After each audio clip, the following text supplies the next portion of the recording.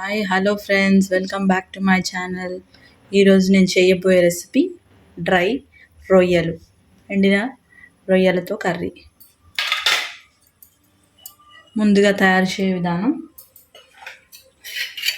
Oil వేసుకోవాలి. Oil కొద్దిగా ఎక్కువనే పడుతుంది మనకి. 3 స్పూన్ సాజీరా.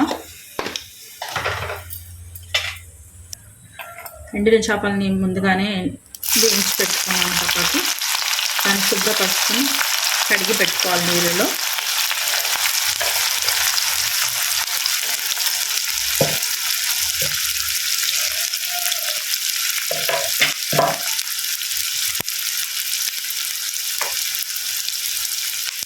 ఇందులో కొద్దిగా సాల్ట్ ఉల్లిగడ్డలు తొందరగా అవ్వడానికి.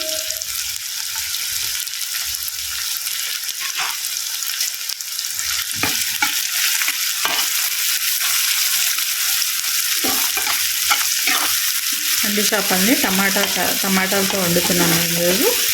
దీన్ని తోటకూరతో కూడా బాగుంటుందండి, చాలా బాగుంటుంది. తోటకూరతో కలిపి వండితే చాలా సూపర్గా ఉంటుంది. బట్ ఇప్పుడు నా దగ్గర తోటకూర లేదు, టమాటాతో చేస్తున్నాను.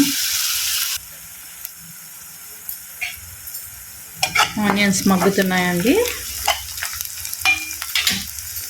ఇందులో అల్లం వెల్లుల్లిగడ్డ పేస్ట్,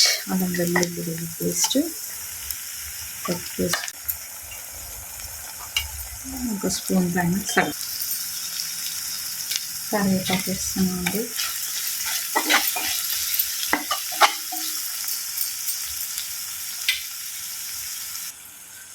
ఇందులో పచ్చిమిరపకాయలు వేస్తున్నా అండి, ఒక 4-5 పచ్చిమిరపకాయలు.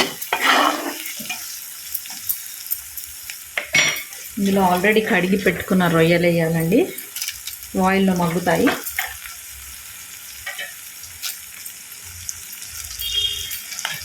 దీన్ని కొద్దిసేపు కలుపుతూ ఉండాలి. చూడండి, ఆయిల్ రిలీజ్ అయింది. మీకు మెంతం కూర ఉంటే చిన్న మెంతం కూర వేసుకోవచ్చు. మా దగ్గర లేదు ప్రజెంట్, నేను వేయట్లేను. కారం ఎక్కువ వేసాను, 4 స్పూన్స్ వేసుకున్నాను అండి, చిన్న స్పూన్తో నేను. అండ్ టమాటా ప్యూరీ చేసి పెట్టాను ఆల్రెడీ. ఎందుకంటే టమాటాలు కోసి వేస్తే మా పిల్లలు తినరు. అండ్ దీన్ని ఇలా చేయడం వల్ల కూడా గ్రేవీ బాగా వస్తుంది, టమాటా పేస్ట్.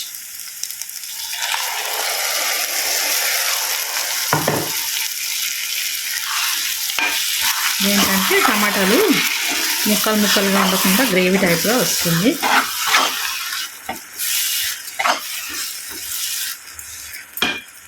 మనం ఆల్రెడీ సాల్ట్ వేసుకున్నాం కదా, కొద్దిగా ఆనియన్స్ సరిపోయేంత వేసుకున్నాను. ఇప్పుడు కర్రీకి సరిపోయేంత సాల్ట్ వేసేస్తున్నాను నేను. ఇప్పుడు ఒక 5 మినిట్స్ లీవ్ చేయాలండి, మంచిగా ఉడికి ఆయిల్ వచ్చాక చూపిస్తాను మీకు. చూడండి, కర్రీలో ఆయిల్ రిలీజ్ అయింది మనకి, ఆల్మోస్ట్ కుక్ అయిపోయింది. మీరు టమాటాలు కట్ చేసి కూడా వేసుకోవచ్చు. నేనేంటంటే మా వాళ్ళు తినరు, మా పిల్లలు తినరు, అందుకని నేను ఇలా చేశాను.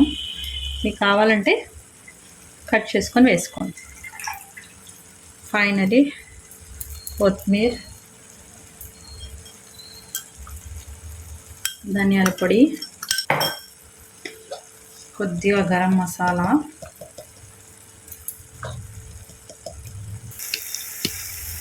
రొయ్యలు టమాటా కర్రీ రెడీ అయిపోయింది. మీరు రైస్తో సర్వ్ చేసుకుంటే సూపర్గా ఉంటుందండి. ఫ్రెండ్స్, టమాటా రొయ్యలు రెడీ అయింది, యమ్మీగా కనిపిస్తుంది. Thank you for watching.